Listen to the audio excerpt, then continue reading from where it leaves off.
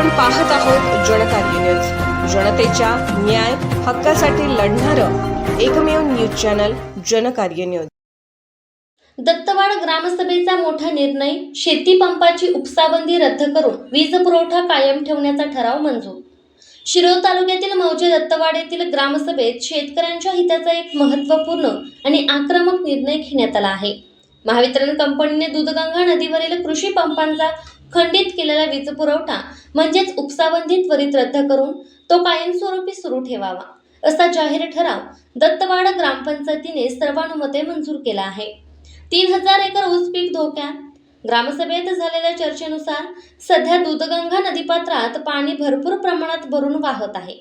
शेजारील कर्नाटक हद्दीतील विद्युत मोटारी पूर्ण क्षमतेने चालू असताना दत्तवाड येथील वीज पुरवठा खंडित केल्यामुळे स्थानिक शेतकऱ्यांचे ऊस पीक वाळू लागले आहे।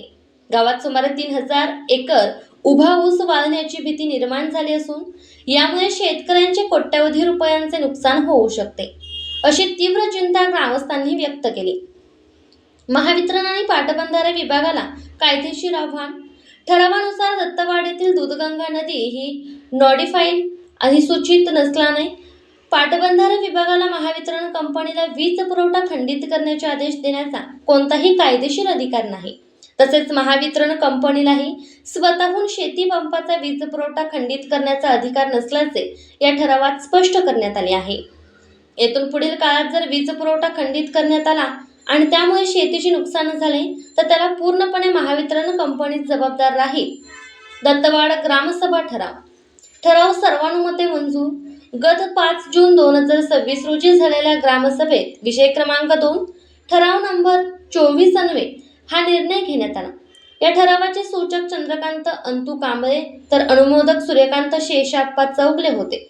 या ठरावात नकलेवर ग्रामपंचायत अधिकारी आणि प्रशासन, ग्रामपंचायत दत्तवाड, तालुका शिरोळ, जिल्हा कोल्हापूर यांच्या स्वाक्षऱ्या असून हा निर्णय आता महावितरण प्रशासनाकडे पुढील कार्यवाहीसाठी पाठवण्यात आला आहे।